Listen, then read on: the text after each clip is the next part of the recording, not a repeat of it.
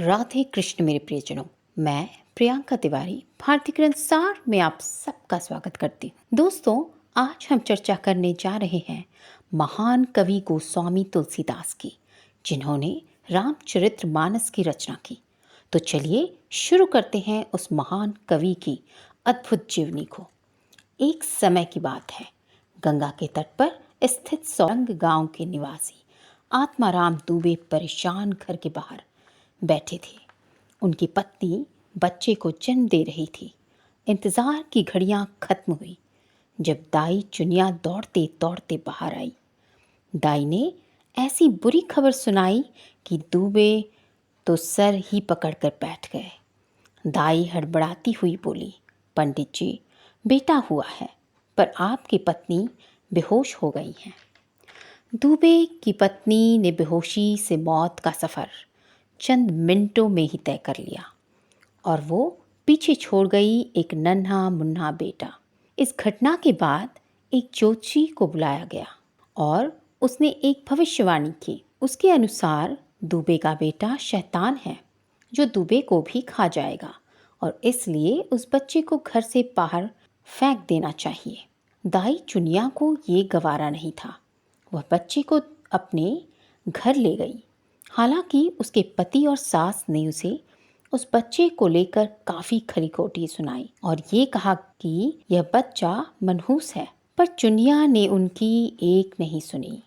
बच्चे को लाड़ देती रही और एक दिन दुबे जी की भी मौत हो गई। और अफसोस, चुनिया भी सांप के काटने से चल बसी। चुनिया के पति का शक यकीन में बदल गया और उसने इस बच्चे को घर से निकाल दिया। बेचारा पेड़ के नीचे सोया, दूध और रोटी के लिए भीख मांगी, पर सबने उसे मनहूस समझकर दुत्कार दिया। आखिर में वो गांव के मंदिर में पहुंचा। अब वहां उसकी मुलाकात संत नर हरिदास से हुई, जिन्होंने उस पर तरस खाकर उससे कहा, देखो बेटे, राम हम सबका ध्यान रखते हैं, वो अमर है, तुम उनकी शरण में क्यों नहीं जाते? बच्चा भगवान राम के बारे में जानने के लिए उत्सुक था। संत उसे अपने आश्रम में ले गए और उसे राम नाम का पाठ सिखाया। यही उसका नाम पड़ा राम बोला। संत ने उसे रामायण की गाथा भी सुनाई और यह बताया कि भगवान राम ने कैसे 14 वर्ष का वनवास काटा, गरीबों और कमजोरों की मदद की। 30 महीने में राम बोले को पढ़ना लिखना भी सिखाया और आखिर में उसे आचार्य श्रेष्ठ सनातन के साथ काशी ले गए। वो चाहते थे कि राम बोला इस विद्वान से आगे की शिक्षा ग्रहण करे। सनातन बाबा ने राम बोला को वेदों का ज्ञान दिया और बाकी धार्मिक किताबें पढ़ाई।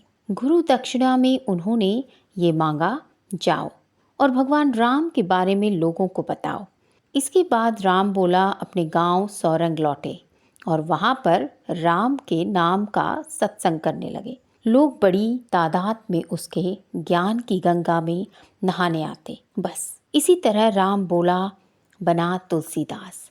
तुलसीदास की चर्चा दूर दूर तक हुई। उसके किस्से सबके कानों में पड़े। ऐसे ही बद्री गांव के दिन बंधु पाठक को भी उनके बारे में पता चला। उन्होंने अपनी बेटी के लिए इस ज्ञानी को चुना। कुछ इस तरह तुलसीदास की रत्नावली के साथ विवाह हो गया। तुलसीदास रत्नावली से बहुत प्रेम करते थे। एक पल भी उसके बगैर बिताना उन्हें पसंद नहीं था।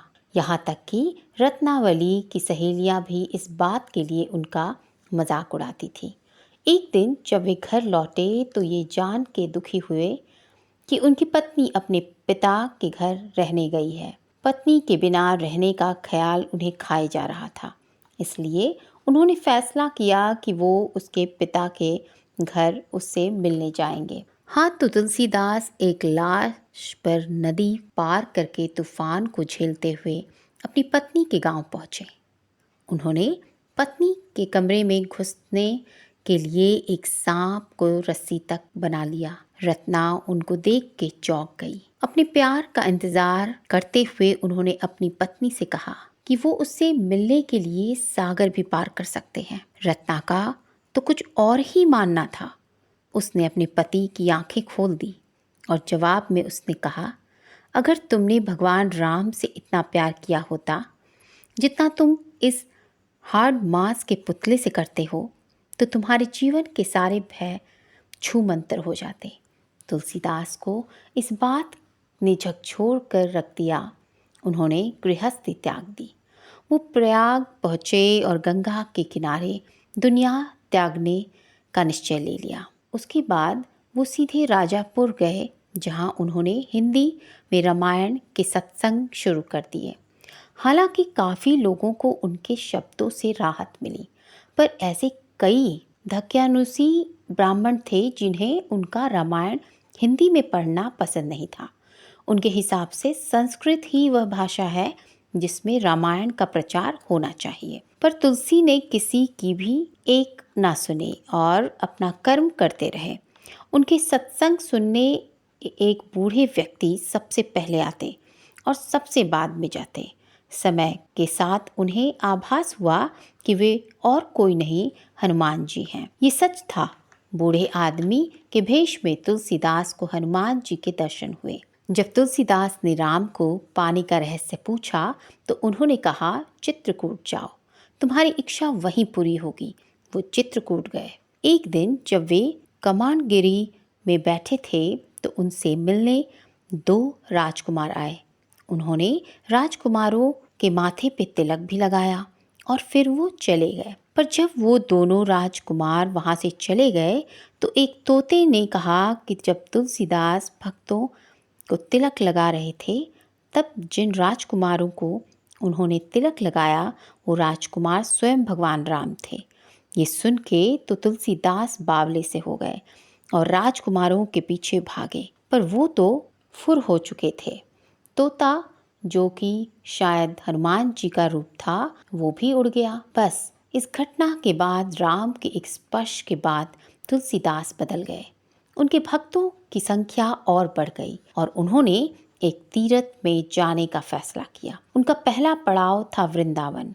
वहाँ के लोगों को शक हुआ कि अगर तुलसीदास राम के भक्त हैं तो वो कृष्ण की पूजा कैसे करेंगे। बस फिर क्या, सबका शक दूर हो गया। चमत्कार हुआ। मंदिर में भगवान कृष्ण की मूर्ति भगवान राम में तब्दील हो गई।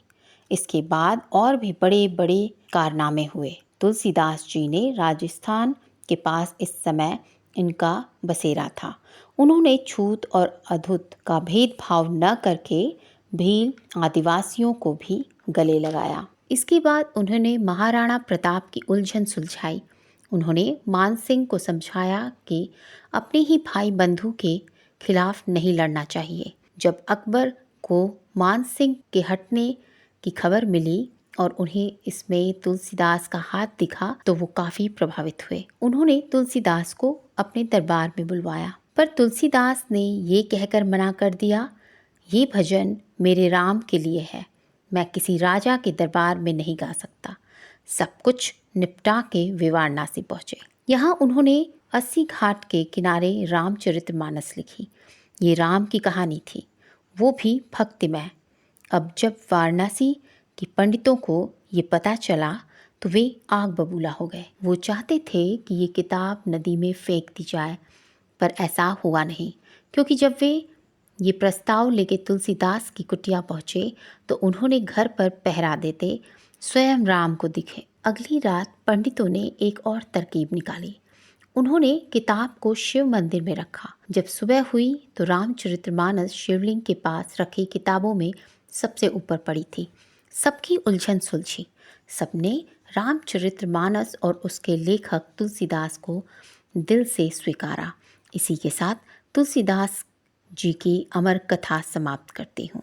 आशा करती हूँ आपको ये वीडियो पसंद आई होगी। अगर पसंद आई हो तो वीडियो को लाइक करें, कमेंट करें और हमारे चैनल भारतीय ग्रंथ सार से जुड़े रहने के लिए चैनल को सब्सक्राइब करना ना भूलें। फिर मिलते हैं अगले वीडियो में एक नई जानकारी और एक नई कहानी के साथ। तब तक के लिए आज्ञा लेती हूँ। धन्यवाद। जय श्री राधे कृष्ण।